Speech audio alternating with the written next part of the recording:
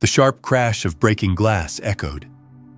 The tray slipped from Sarah's hands as she swerved to avoid a child darting across the marble floor. Red wine spread over the white surface like an open wound.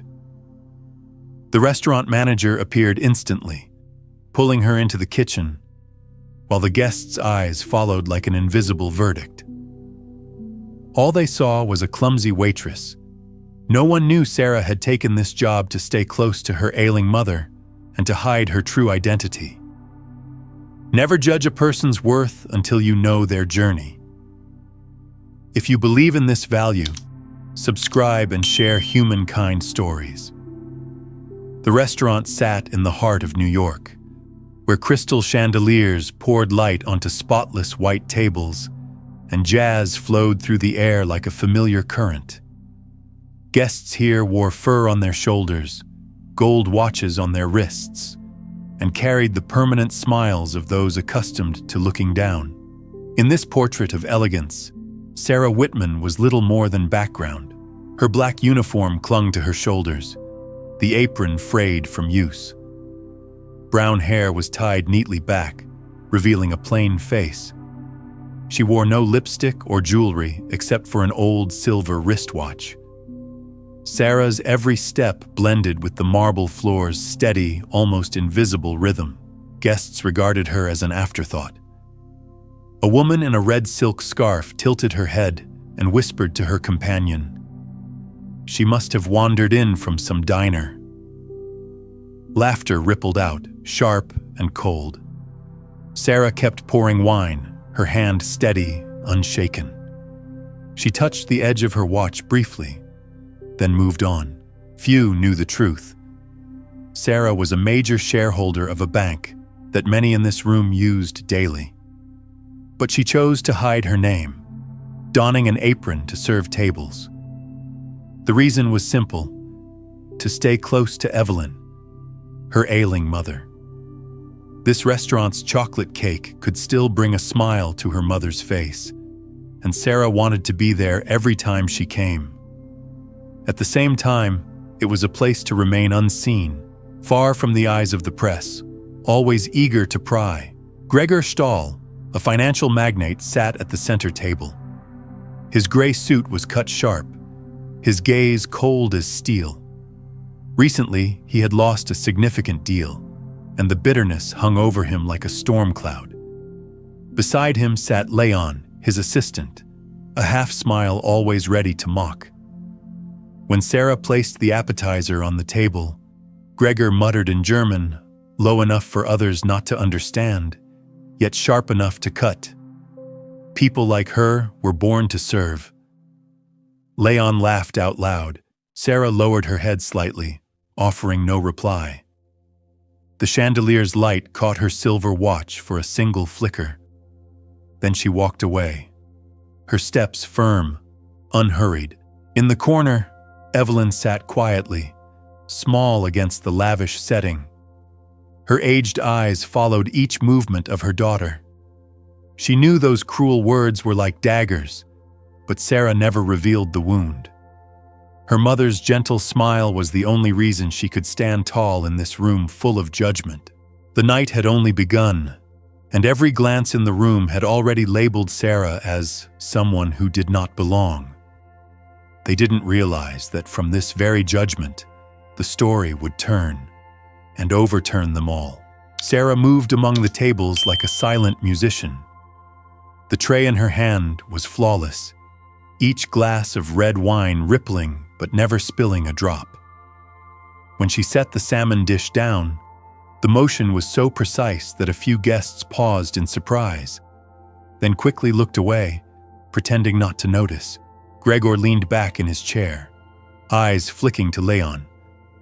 A bitter smile tugged at his lips, as if Sarah's composed gesture rubbed salt in the wound of his recent failure. Leon quickly added fuel.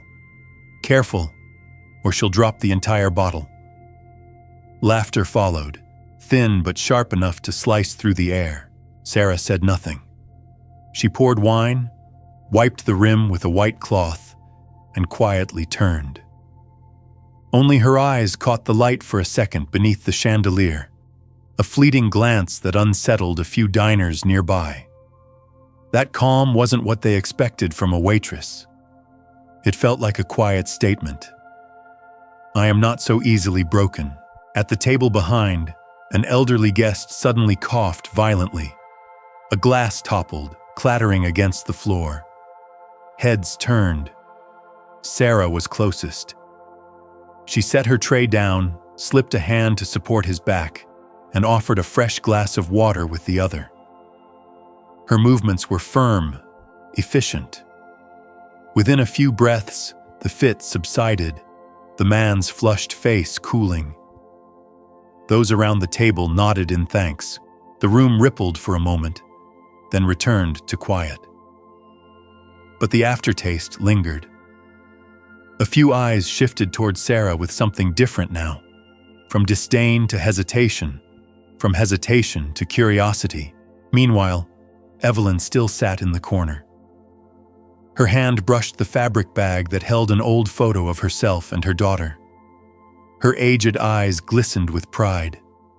Sarah might not know, but each steady action answered her mother's lesson.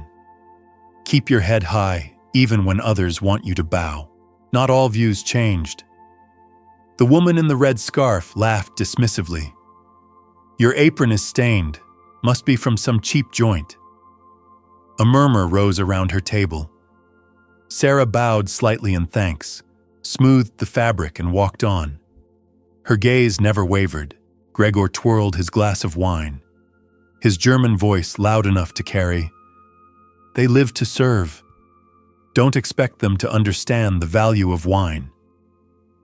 His words fell like weights, pressing down on the room. Sarah leaned to refill a glass, her hand steady. She didn't respond, but her silence cut sharper than words, slicing through the laughter like an invisible blade. People waited for her to crack. Instead, she kept walking.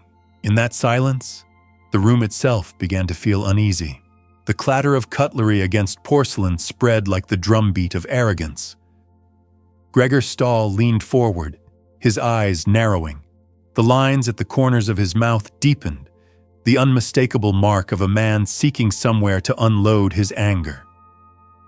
The failed deal had made him a laughingstock among his peers, and tonight, Sarah had become the target through which he would claw back some control. Gregor's voice rose, smooth but deliberately louder than usual. He began reciting a string of dishes, half in French, half in Italian. The pace was quick, relentless, each word a stone tossed into the water, waves intended to drown Sarah. Leon chimed in, adding another layer of spite. The pasta without cheese, salmon with lemon sauce but no dill, dessert chocolate cake but replace sugar with honey. His tone was purposefully confusing, like a riddle meant to trip her. Conversations around them fell silent. A few guests leaned back, entertained. The air thickened into the atmosphere of a staged contest. The powerful man dictating rules, the small waitress forced to play. Sarah stood still. Her hand rested lightly on the tray. No notepad, no pen. Her eyes fixed straight on Gregor's, calm but unflinching. When he finished, her lips curved into the faintest smile. She nodded once and turned away, and turned away. Her heels struck the marble floor in a steady rhythm, echoing like a silent declaration. Several guests raised their brows. They were sure she would fail. The chefs looked up in the kitchen, frowning as Sarah repeated the order. But detail after detail spilt from her lips with precision so sharp no one dared interrupt. Dish names, ingredients, even preparation methods. Clear, fluent, as though engraved in her memory. Those around her exchanged startled glances. When she returned, the tray in her hands was balanced, neat, as though no test had ever been set. She placed each dish in its place: salmon with lemon sauce, pasta without cheese, and dessert exactly as requested. Everything was flawless. Gregor froze, his glass suspended midair. Leon dropped his gaze, his smirk collapsing. Whispers shifted in tone, from ridicule to astonishment. The woman in the red scarf lifted her spoon, her hand trembling slightly. Sarah did not linger to watch. She turned her wrist lightly, the silver watch catching a glint of light before fading again. A small gesture, yet the entire room understood. The game had been reversed. First, Gregor gripped his glass tighter, his eyes burning with unease. Instead, a performance he had staged to humiliate Sarah had left him sitting at the center of an oppressive silence. The air thickened, strung tight like a wire about to snap. Everyone sensed something else was coming, and it would not stop at testing memory. The silence in the dining room stretched on, heavy as smoke. Gregor clenched his wine glass, his spine rigid. He had just lost control, but his pride demanded he try to dominate again. Fingers tapped a rhythm on the table, his eyes flicking toward Leon. Leon understood at once. He leaned toward Sarah as she returned to the table, his voice deliberate. "And for dessert, chocolate cake, but no white sugar, only pure honey. And remember, absolutely no hazelnuts." A few laughs flickered again, but weaker now, as if they weren't sure she would falter. Sarah didn't write a word. She only nodded. When she returned, the cake was set down exactly as asked, lightly sweet, delicately presented. The woman in the red scarf, who had once mocked her, swallowed hard. No one had reason left to laugh. At the window table, an unexpected mishap unfolded. An elderly guest stood too quickly, slipped, and nearly toppled backwards. A chair crashed, the sound sharp. Sarah darted forward instantly, one hand bracing his back, the other steadying the glass from falling. The entire act took seconds, so precise that it left the table around him stunned. The man panted, then lowered himself again, murmuring thanks. The room shifted once more. This time, some eyes no longer held just curiosity, but respect. They began to realize her composure was not chance, but the mark of a life shaped by something more profound. Gregor watched it all, his gaze darkening. He had lost a significant deal in the world outside, and now, within these walls, a waitress was reshaping the entire atmosphere. Double humiliation pressed on him, his chest heaving. He lowered his head, speaking in German, low but loud enough for half the room to hear. "You may handle things neatly a few times, but one small mistake, and it all disappears." Sarah heard every word. She bent to pick up a napkin, smoothing the edge of her apron. The silver watch flashed once beneath the chandelier's glow, as if to answer.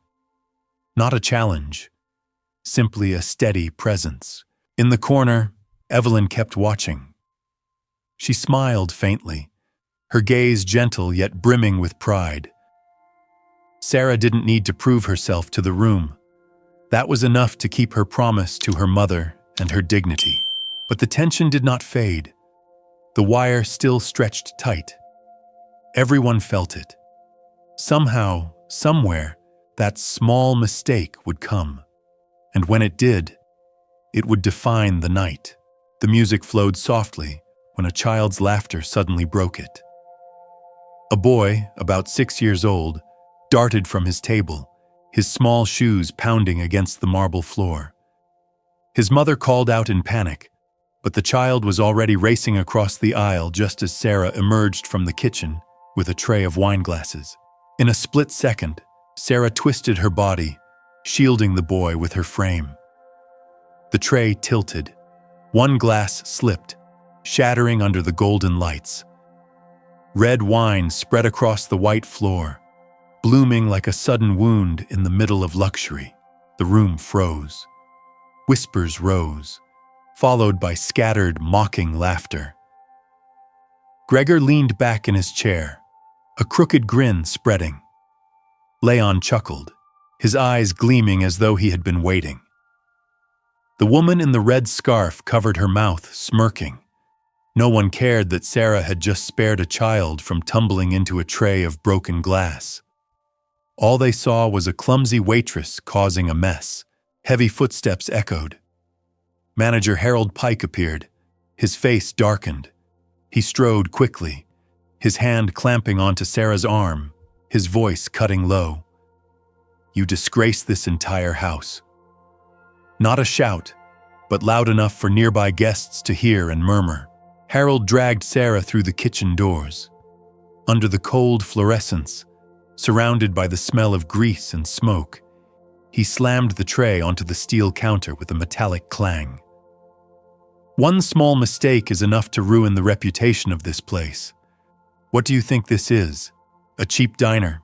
Other staff froze, eyes darting toward her. Some were filled with pity, others with thin satisfaction, and many stayed silent out of fear. Sarah stood straight, her hand tightening on the edge of her apron, the red stain still spreading across the fabric. Outside, the murmurs multiplied. A few guests had already raised their phones, capturing the moment. Gregor lifted his glass, his arrogant smile deepening. He had been right. One small mistake could define a person.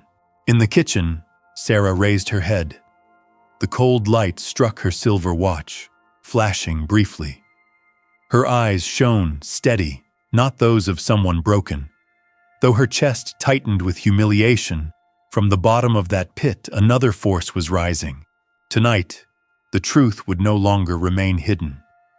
And from this lowest moment, the room outside would witness a reversal no one had foreseen. The kitchen door swung open. Sarah stepped out, her composure intact, as though the red stain on her apron bore no weight. The room hushed, every eye turning to her. Gregor set his glass down, leaning back slowly, his triumphant smile widening. In German, deliberately loud enough for half the room to hear, he declared, "I told you. One small mistake and all value vanishes." Leon laughed, a few guests echoing with scornful looks. But Sarah did not retreat. She stopped beside Gregor's table, placed the bottle down, and lifted her gaze. Her voice rang out, low and precise, in the German Gregor had just used. 2 years ago in Munich, you said Bordeaux should breathe for exactly 12 minutes. No more, no less. The room jolted. Gregor froze, his glass suspended mid-air. Leon stared, his mouth open, words failing him. Nearby guests swiveled in shock. They suddenly understood that her calm was not the manner of an anonymous waitress. Sarah pulled out her phone, scrolling quickly to a page. The Adler Holdings logo glowed, and the list of shareholders was beneath it. Her name, Sarah Whitman, stood level with Gregor's. She tilted the screen just enough for him to see, then shut it, sliding it away as if evidence were unnecessary. Whispers erupted like fire through dry grass. Several guests discreetly recorded, phone screens glowing across the room. The woman in the red scarf dropped her gaze, her cheeks flushed crimson. Leon clenched his fists, unable to lift his eyes. Gregor swallowed hard, his face stiff as a mask. He asked a trembling question. If so, why stand here in a stained apron instead of sitting at this table? Sarah turned her head, her eyes finding the corner.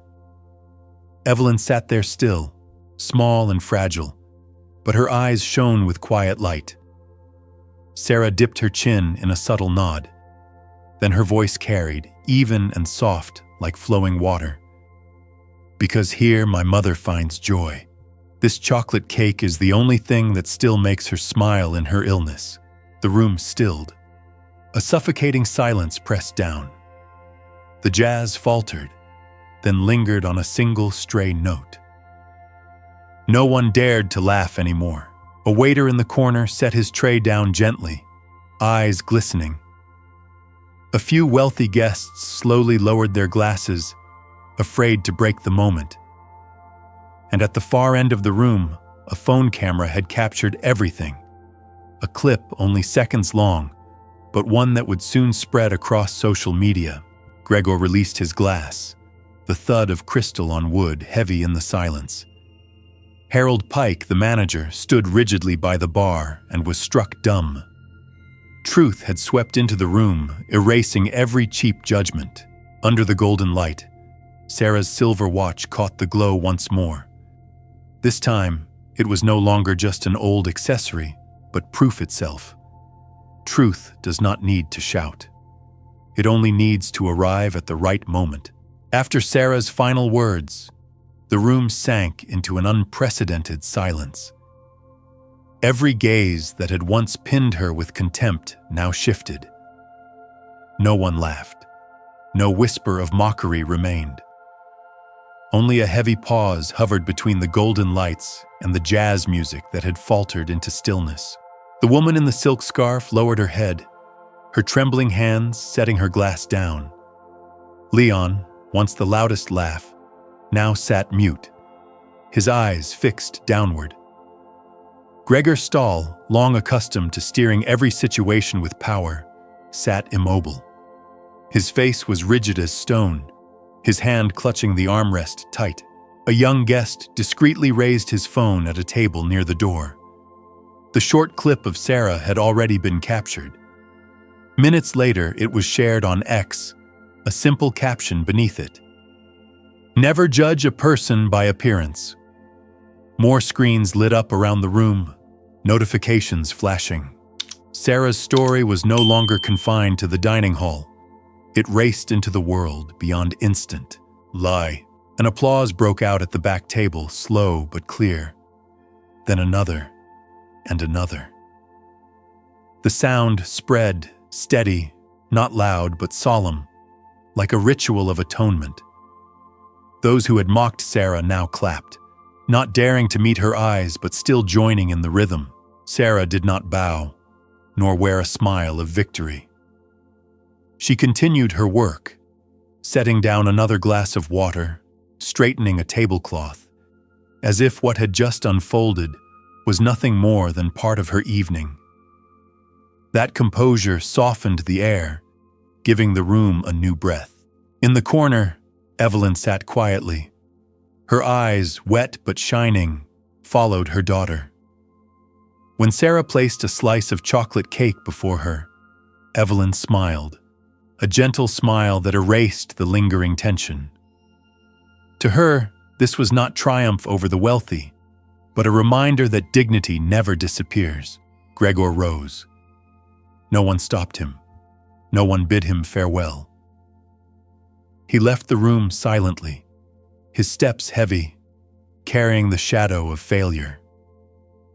Harold Pike, the manager, still stood at the bar, pale and mute.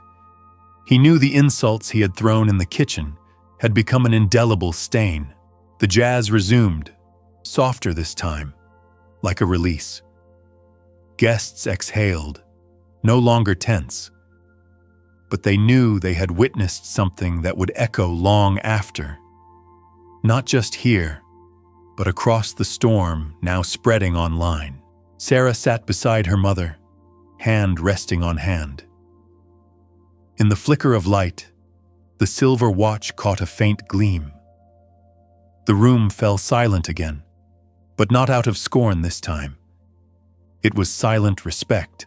The room held onto a rare, gentle quiet when the applause faded. No one looked at Sarah the way they had before. They no longer saw a mere waitress. They saw someone who had reminded them that dignity does not reside in outward clothing. Sarah set down her tray and strolled toward the corner. Evelyn looked up, her kind smile brightening her lined face. She reached for her daughter's hand. A light touch, but enough to pass on strength. Before her sat the slice of chocolate cake, the one sweet that still gave her joy in the weary days of illness. The silver watch on Sarah's wrist glimmered once more. This time, it was no longer a stray detail, but a completed symbol. The rhythm of time connecting father to daughter, past to present, from bitter scorn to this moment, where dignity was affirmed. Around the room, a few guests rose, not to leave but as acknowledgement. They stood silently, heads dipping slightly, their eyes different now. Some stepped closer, leaving small notes on Sarah's tray. Thank you for reminding us of what matters most. Outside, Sarah's video continued to spread. On X, thousands of shares rolled in. Captions appeared. Never judge a book by its cover. An old watch, a calm smile, and a lesson for all of us. Sarah did not read them. She simply kept working, as though her story needed no words from her to carry outward. Gregor did not return. Harold Pike remained silent behind the bar, his eyes lowered, aware that he had lost something more valuable than reputation: respect. Sarah did not glance back at him. Her focus stayed with Evelyn on the small moment they shared, where joy proved more decisive than rumor. The jazz floated again, gentle as a lullaby. Sarah sat with her mother. No words were needed, only the quiet sharing of chocolate cake. In that moment, the room itself seemed to stop judging. People see clearly that sometimes a person chooses a quiet life not because of a lack of ability, but because of knowing what truly matters. The story closed with that image. Mother and daughter under the golden light, the silver watch reflecting a steady, fragile gleam. A symbol not of wealth or power, but of dignity, love, and humility. Do not judge before you know a person's journey. If you believe in this value, join Humankind Stories. Subscribe, share, so the flame of humanity may continue.